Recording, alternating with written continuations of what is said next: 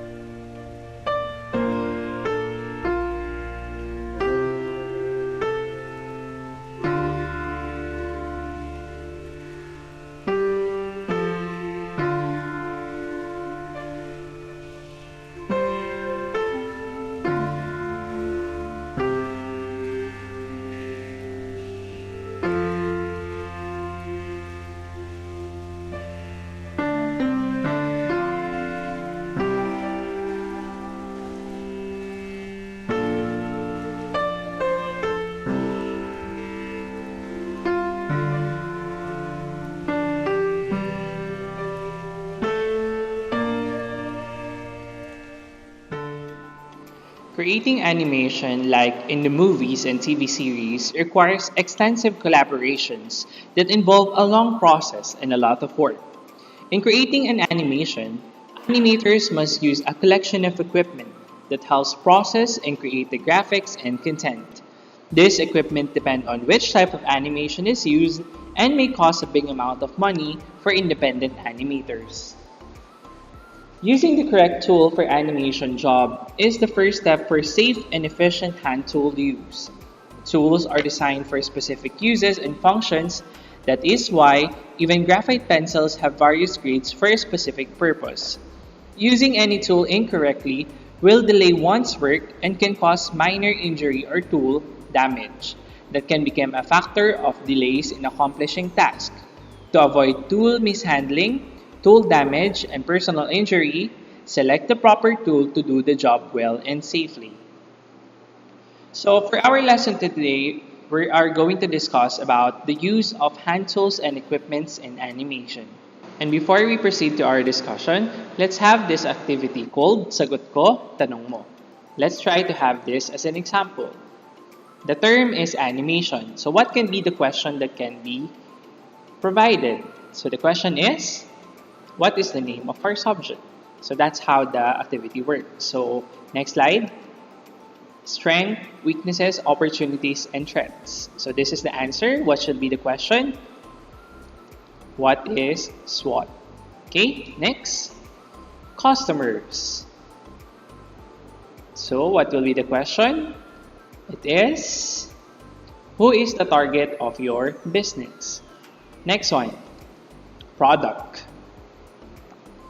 Okay, the answer is, or the question that should be provided is, what is the output of your business? It's a product.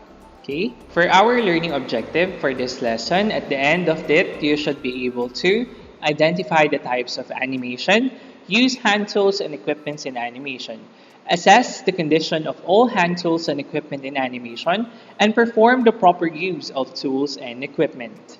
Our key terms are as follows: hand-drawn animation, stop-motion animation, computer animation, sand animation, and the different hand tools and equipments. For our quote of the day, we shall not fail nor falter. We shall not weaken or tire. Give us the tools and we will finish the job. This is according to Winston Churchill. So as future animators, we should be equipped with the skills and we should be excellent in using the tools and equipment that is required for us to do the job. When doing any kind of work in animation industry, you need tools to help you get things done. For traditional animators, having an organized desk and a workspace such as animation desk is an essential for keeping track of the task. It is a must for animators to familiarize themselves with the different tools and equipments used for animation so that they can accomplish tasks given to them effectively. Tools must be of good quality and in good condition to take less time with consumption of the task. All the tools must be placed in a storage space within easy reach of the animators. So here is the first type of animation, which is also known as your traditional animation, or referred to as classical animation, cell animation, or hand-drawn animation. And this is the oldest and historically the most popular form of animation. So this is an animation technique where each frame is drawn by hand. This is also called as classical animation or cell animation. This type of animation uses specialized materials and equipment for artists and animators. So later on, when we will be having our activities in Animation 1, we will be creating some model sheets in a character in which we can improve your capabilities in drawing some characters. Okay, next we have what we call stop motion animation. So we have different types of stop motion. We have the cutout animation, clay animation, model animation, object animation, and puppet animation. So let's define each. So when we say stop animation, this is a successive photo or successive video of a animation file. So let's start with the cutout animation. So cutout animation is a unique technique to produce animations using flat characters, props, and backgrounds cut from materials such as paper, such as this one, stiff fabric, card, or even photographic images. So this is an example of fabric cards that they move so that it can create an illusion of movement. So just like this one, they cut out some papers and then they just move it, and then they took photo of it and then merge it into a one animation file. Next is clay animation.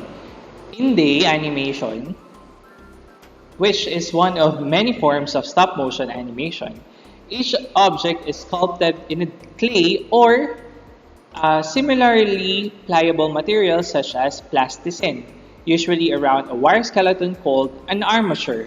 So as you can see here, this is an example of a claymation in which inside of this, these are wires for the skeleton, and they use clay that was molded into the part of the body in the hand. One of the famous claymation animation that you can watch is Pingu. So this is Pingu, and they use clay as their medium in creating the animation. Next is model animation.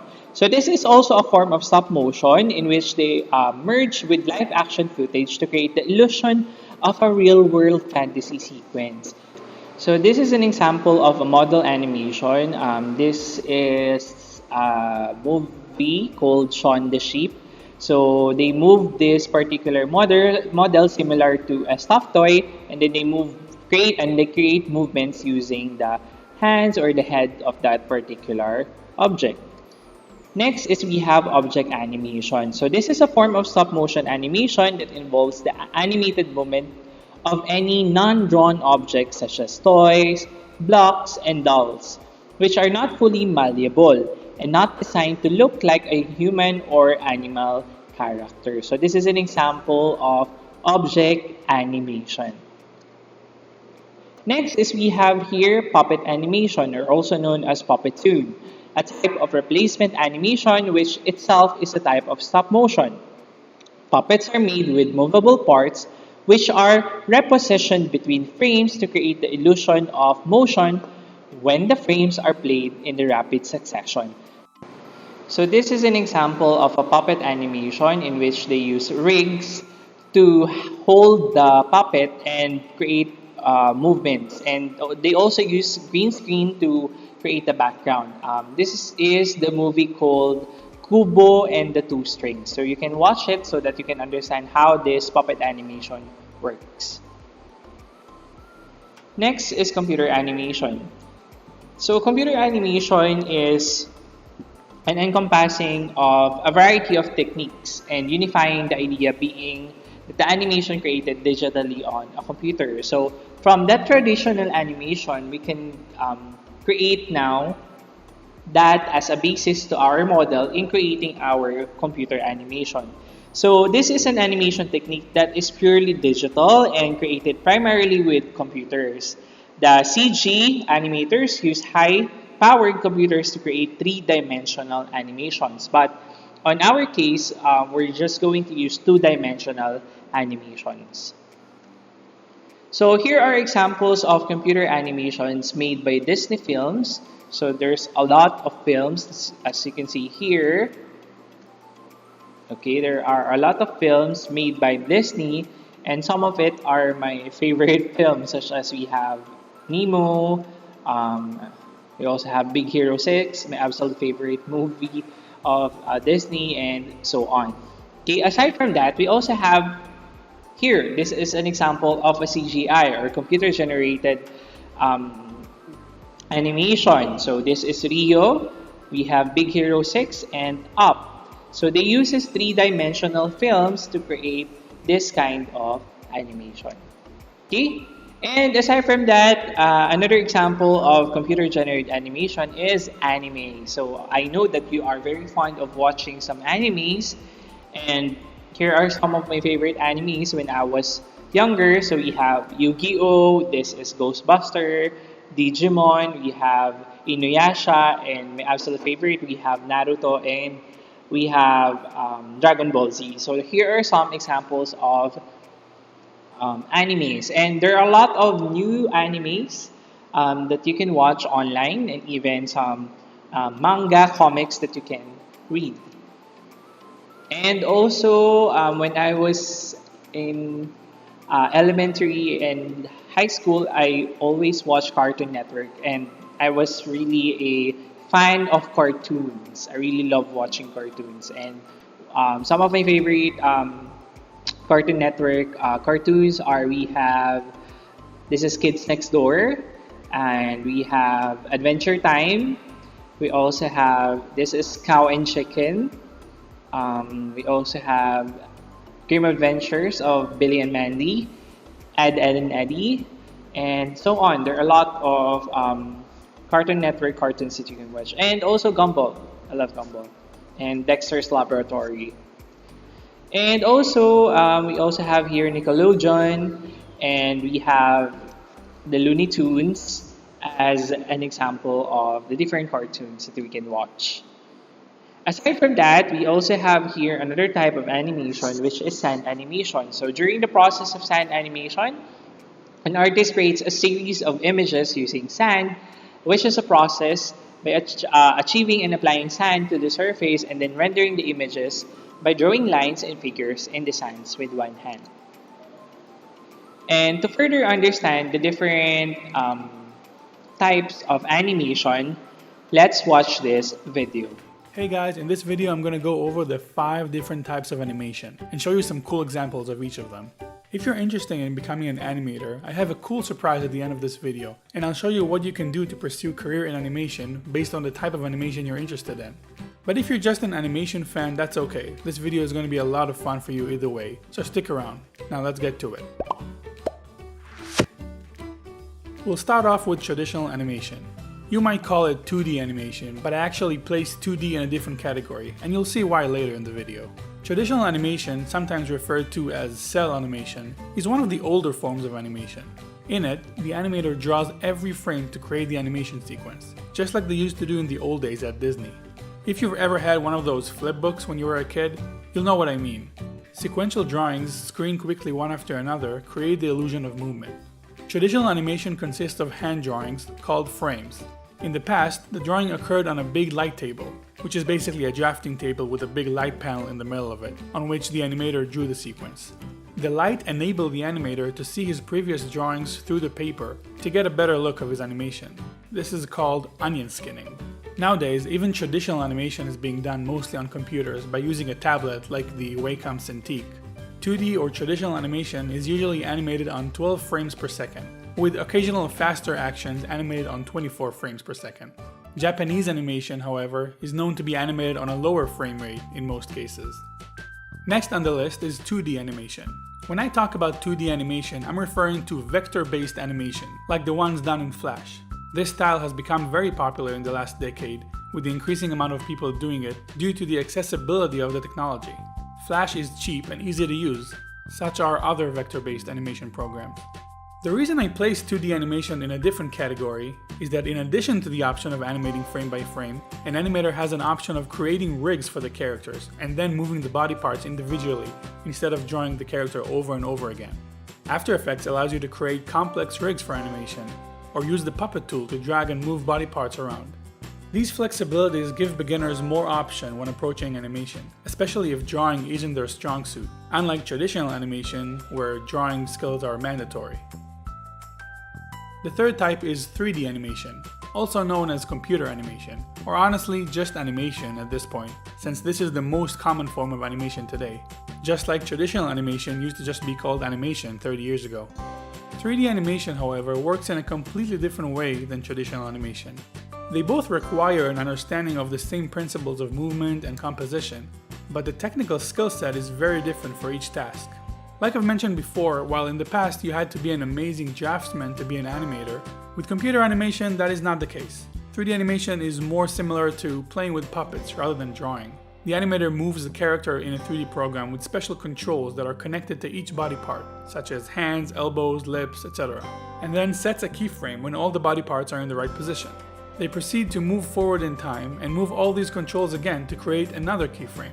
The computer then calculates the journey the body parts is going through between each of those keyframes. A 3D animator will spend most of their time looking at curves that represent the movement of different body parts over time. Another big difference with 3D animation is that unlike traditional animation, the character's body parts are always present and should be taken into consideration. Let me explain. When animating in 2D, the character has to be drawn for every frame. When the character is viewed from the side, half of its body isn't shown and thus isn't drawn. It technically does not exist. It's drawn on a flat page, and there isn't really more to the character other than what the animator draws. With 3D though, the character's body parts always exist in the shot. Even when one hand isn't visible, it's still there.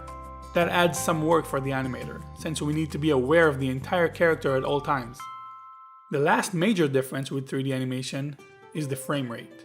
Like I said before, traditional animators usually work on twos, which means they draw a new drawing every 2 frames, and thus having one drawing last for 2 frames. With 3D animation, however, the motion is always smooth, except for stylized pieces which intentionally try to look different. Having a character stop completely looks like a mistake in 3D. Even when the character is standing still, there should always be some sign of life. This is something 2D animation can get away with much more easily than 3D. Number 4 on our list is motion graphics. While still considered a form of animation, motion graphics is rather different than the other types of animation on the list. Mostly because unlike the other types, it is not character or story driven. It is the art of creatively moving graphic elements or text, usually for commercial or promotional purposes. Think animated logos, explainer videos, app commercial, television promos, or even film opening titles. The skills for motion graphics don't necessarily translate to the other types of animation, since they don't require knowledge of body mechanics or acting, but they do have some attributes in common, such as understanding good composition and the all-important camera motion. Last but not least is stop motion. Stop motion is a special form of animation that combines live-action filmmaking principles with traditional character animation. Stop motion is done by taking a photo of an object, and then moving it just a little bit, and taking another photo. The process is then repeated, and when the photos are played back one after another, they give the illusion of movement. This is similar to traditional animation, but it uses real-life material instead of drawings. Let's look at some different styles of stop motion. One of the most popular forms is claymation, working with clay or Play-Doh characters that can easily be manipulated for animation. Advanced claymation, as seen in the Neverhood or Armycrog, uses metal skeletons on which the clay is then molded for more sturdy rigs. Some animators would use regular puppets instead of clay ones, usually also built upon some sort of skeleton rig. The faces of the characters can be replaced based on the expressions or be controlled within the rig. Another popular form of stop motion is cutout, using construction paper or cardboard characters and placing them on paper while shooting the animation from above. That's how South Park was originally made before they switched to computers. Similar to cutout animation, silhouette animation uses cardboard or some kind of flat material, but the objects are all dark and the shot is depicted with silhouettes only. This is one of the oldest forms of stop motion and is rarely used today. Some use action figures or Lego characters for animation. This genre is very popular on YouTube, with many channels dedicated to creating funny skits with Lego characters. Robot Chicken is a great example of that. They use famous action figures to make fun of pop culture. Then there's pixelation, a form of stop motion that uses real people and real environments to create unreal videos. It uses the stop motion method of taking a still photo, moving things around and then taking another photo, but the subject matter is usually real people instead of puppets. In traditional animation, preparation of materials depends on the needs of the client, layout, animation director, animator, cleanup process, in-between process, and final stage of production. The following are the common tools and equipments and materials in animation. So, as seen in the table, we have here the following tools: animation desk, pencil, peg bar, eraser, brush. Equipment, we have ergonomic computers, tables and chairs, light box and printer. Materials such as animation paper, printable storyboard, exposure sheets, and practice materials. So, here are the tools and equipments for hand-drawn animation. So, pencil is used to rough out first key drawings. H, B, or B in pencil is needed for cleaning drawings, while colored pencil is used for roughing out the animation. There are two pencil rating systems. We have the US system and the European system. The US system is numerical, while the European system is based on the lettering scheme. The latter is one generally used by artists. In the European rating system, pencils are rated as H for hardness, and B for blackness, and F to indicate a fine point. Next is your clutch pencil. So this is used for cleanup drawings. It has the same fine width as graphite pencils. This is often used by animators because it does not have to be continuously sharpened. Next is your sharpener, and this is used to sharpen a pencil's lead by shaving away its wooden surface. So you can use the mechanical one, or you can just use the traditional one. Next is an eraser. So this is used to remove pencil markings on the paper. It is important for an animator to have an eraser to rub out lead cleanly. It is available in soft plastic and in rubber. Next is a brush. So this is used to get rid of any carbon dust or eraser crumbs. The masking tape is used to secure animation papers or to tape down the peg bar. For the mirror, this is used to catch the right facial expression of a character, because later on you will be creating some faces of different characters, and we need to understand how the movement of your eyes, the movement of your mouth, the movement of your eyebrows, the movement of your head is being done. Animation paper is usually comes in the field sizes, either 12 fields or 15 fields. However, the commonly used in animation industry is we have A4. So it's more suitable for most scanners. Next is an animation light box. So this is a fundamental element needed in animation desk, and it is used to see clearly through all the layer of drawing. So that's the purpose of our light box, to see out the first layer until your last layer of drawing. And an animation disc is a drawing disc placed on a light box used to work out camera movements and panning walk cycles. It has two sliding peg bars, which is we have on the top and on the bottom, that are found on top and bottom. It is made out of metal, plastic, or wood. Next is your camera rig. So this is either made by metal or plastic that can hold and stabilize the camera when being used. Camcorder is also used to record and store images that will be imported to your computer, especially if you are creating animation from the traditional to the computer-generated one. A scanner is also used as an alternative device for a camera. Your drawing tablet is used for digital coloring and drawing. So as I said in our setting of standards, you can buy this one so that you can create drawings much easier. But if you don't have the capacity to buy one, you can just use your mouse. Pero mura lang naman po ito if you buy one. And we have the last one, personal computer. So this is used in animation for line testing. And once completed, this is where the final coloring and shooting of the final film is being done. That's why we will be using several applications and softwares in creating our animation. So you can use Macromedia Flash or Week Editor for this. So for our software tool, as I said a while ago, so this is a platform used for the production of animations, pre-web applications, desktop applications, mobile apps, mobile games, and embedded web browser video players. This is Macromedia Flash. And using this, we can also code some games. That's why several game designers use this because they can code action script using this application.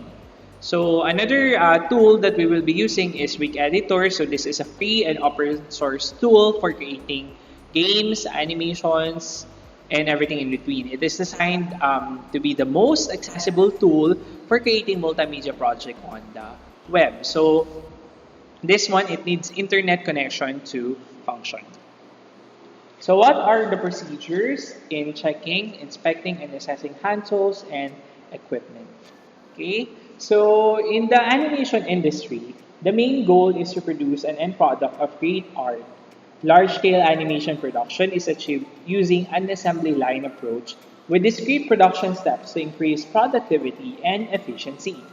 Each step is sorted into individual departments.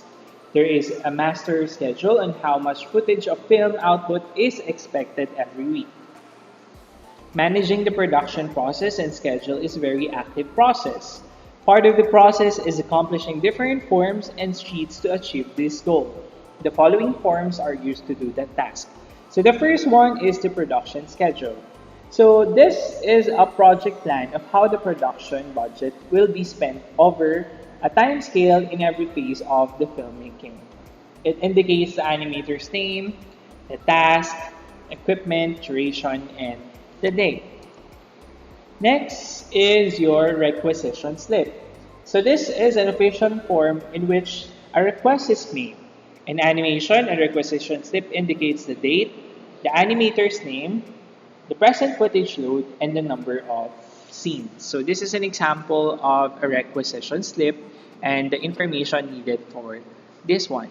And the production schedule, as you can see here, we have here the different activities for that particular month schedule. Okay, so on the requisition procedures, it says here that in the recent years, there have been so many changes in the animation production in terms of managing the production process. Accomplishing a requisition slip in any animation production may vary. Requisition slip is done to determine the scenes and load footage to be given to the animator.